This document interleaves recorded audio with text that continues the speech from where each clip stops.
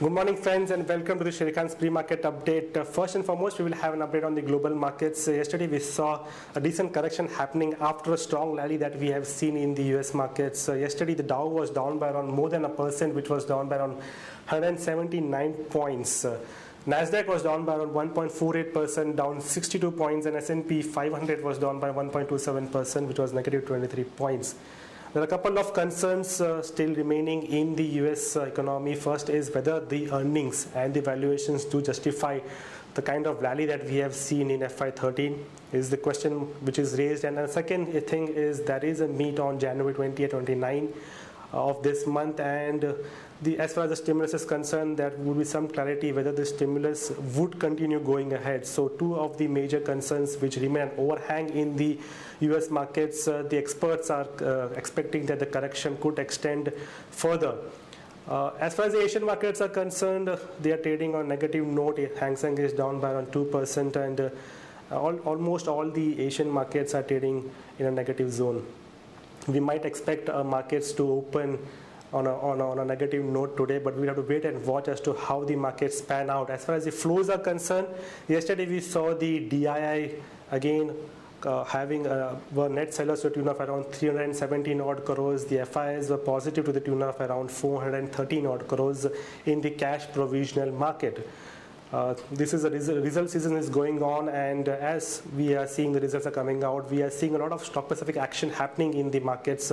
Infosys came out with good numbers and good guidance, and we saw the stock also rallying after the post results. Yesterday the stock was up by around 3% odd. So this market overall still trading in a range, and a lot of stock specific action happening depending upon how the results are coming out. For further cues and updates, let's have a look at the derivative analysis. Good morning, friends. Let's have a view on derivatives. Yesterday, Nifty exhibited an enthusiastic performance as we have seen that it snapped the session with a significant gain of 1.5%.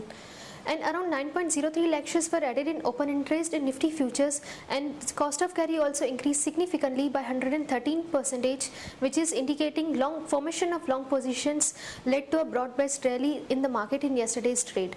And on the options front, PCR has increased significantly from 0.91 to 1.02, which is clearly indicating that put option has added more number of shares than call option. In yesterday's session, we have seen that unwinding activity taking place in call options, and put options, as we see 6,200 has added more than 50% shares in open interest. And call strike of 6,200, 6,300 and 6,400 has seen an unwinding activity. Overall, our bias for the market is positive. 6,200 would be our weekly VWAP point, and intraday support would be 6,245, resistance would be 6,300, 6,340, and yesterday's FIs were net buyers of approximately 1,900 crores in future and option segment. As we are trading above our weekly VWAP of 6,200, bias for the market is positive. Our high range would be 6,400, and on closing basis 6,180, which is 20 points below our weekly VWAP of 6,200, might act as a good support on closing basis. Thank you. For MID ideas and updates, first and foremost we have the WPI, which would be released tomorrow. Today being a holiday on the occasion of Makar Sankranti, the WPI inflation will be released tomorrow on 15th of January, which is expecting around 6.9% against 7.52% in the previous month. Possibly it could be announced somewhere around 12 p.m. The other things to be watch out is the results. Today we have NIIT Technologies. We are expecting a PAT of around 59.1 crores. On the results update, yesterday Exide Industries came out with the results, and it has missed the forecast, and the revenue for the quarter, which declined to around 1,300 odd crores from 1,462 crores in the corresponding quarter of the last fiscal, while the net profit has fallen 26% to 77.5 crores. The MD and the CEO has said that the sluggish demand that they have seen has impacted the overall performance of the company. Good results announced by CMC. We are expecting the overall IT pack to outperform the result season, and CMC has not been a disappointment. CMC has come out with results which are better than the estimates. So the quarter 3 PAT is up by around 16% year on year at 70.5 crores, which is better than the estimates of around 64.9 crores as per Sherikhan. Yesterday, the CPI numbers were out, and the numbers as expected by the RBI that the inflation would now ease out, and yes, what they have expected has come out. That the December CPI is around 9.8, has come out at 9.87% versus 11.24%, which we had seen in the month of November.